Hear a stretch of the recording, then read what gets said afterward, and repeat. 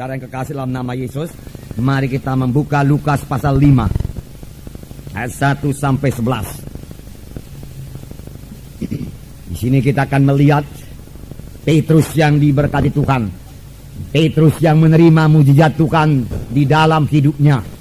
Apakah yang diperbuat oleh Petrus menerima kuasa Tuhan, menerima mujizat Tuhan ini? Prinsip yang dipakai Petrus ini masih boleh kita pakai sekarang ini. Mari kita membaca dalam Lukas pasal 5 ayat 1 sampai 11. Kita membaca bersama-sama. Pada suatu kali Yesus berdiri di pantai Danau Genesaret, sedang orang banyak mengerumuni dia hendak mendengarkan firman Allah. Ia melihat dua perahu di tepi pantai. Nelayan-nelayannya telah turun dan sedang membasuh jalannya. Ia naik dalam salah satu perahu itu, yaitu perahu Simon, dan menyuruh dia supaya menolakkan perahunya sedikit jauh dari pantai. Lalu ia duduk dan mengajar orang banyak dari atas perahu.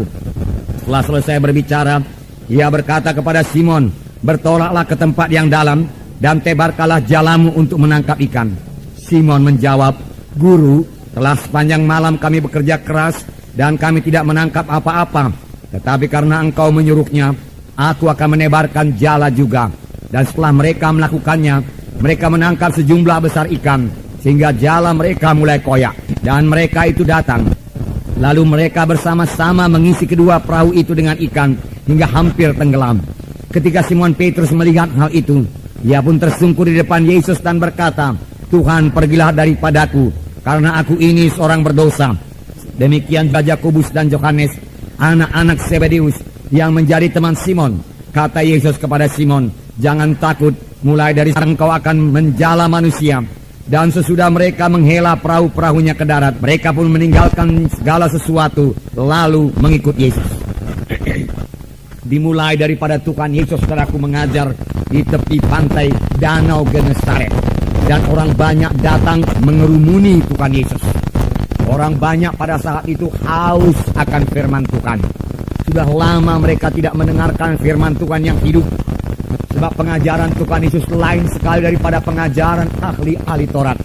Ahli-ahli Taurat sendiri mengakui bahwasanya pengajaran Yesus berkuasa. Mengapa pengajaran Tuhan Yesus berkuasa? Sekarang kita mengetahui, saudaraku, pengajaran Tuhan Yesus berkuasa karena Tuhan Yesus diurapi oleh Roh Kudus.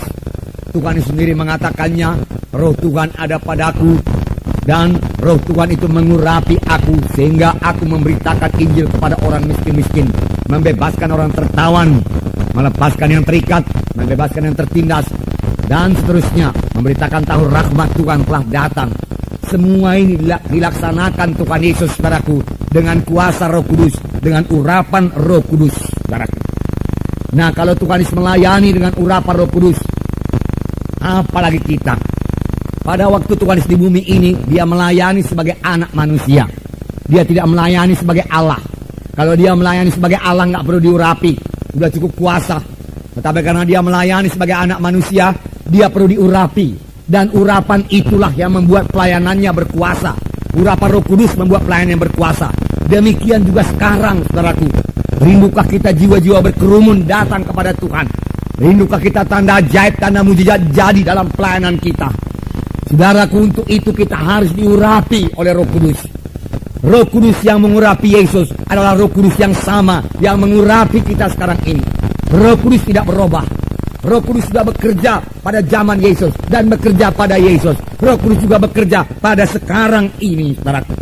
Kalau gereja-gereja dipenuhkan dengan Roh Kudus, berarti setiap anak-anak Tuhan dalam gereja itu dipenuhkan dengan Roh Kudus, saudaraku. Maka kita akan mengalami lagi kuasa dan mujizat Tuhan di dalam gereja kita ini. Bertambah-tambah kuasa, bertambah-tambah mujizat.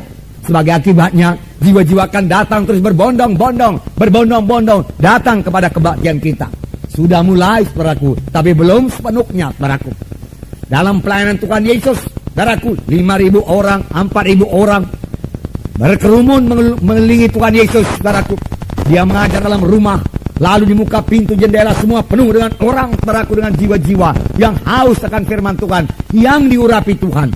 Jiwa-jiwa sekarang ini juga haus akan firman Tuhan yang hidup, firman Tuhan yang diurapi Tuhan, saudaraku. Saudaraku, kuncinya yaitu penuh dengan Roh Kudus. Puji Tuhan, saudaraku. Sekarang ini saudaraku semua kita boleh penuh dengan Roh Kudus. Dan Tuhan pun bermaksud membaptiskan kita semua dengan Roh Kudus. Sama seperti dia melarang murid-muridnya, janganlah kamu tinggalkan Yerusalem. Tunggulah perjanjian Bapa yang kamu dengar daripadaku. Karena Yohanes membaptis dengan air, tapi tidak lama lagi kamu akan dibaptis dengan Roh Kudus. Dan Tuhan menambahkan, kamu akan beroleh kuasa kelak apabila Roh Kudus turun ke atas kamu. Kamu menjadi saksi bagiku, Yerusalem, Yudea, Samaria, sehingga sampai ke ujung bumi. Jadi Roh Kudus itu kuasa. Bagi saudara yang sudah menerima Roh Kudus, biar saudara penuh tiap-tiap hari dengan Roh Kudus.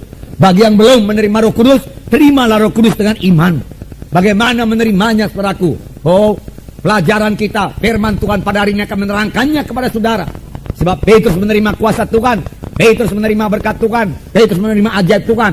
Apakah yang diperbuat oleh Petrus?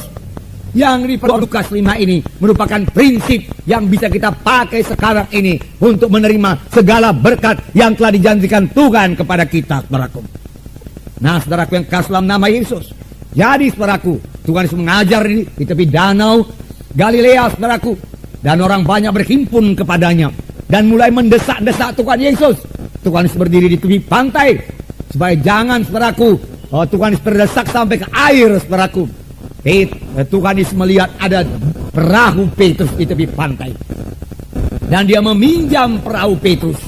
Petrus, bisa aku pinjam perahumu? Simon, bisa aku pinjam perahumu? Wah, Simon berkata, silakan Tuhan.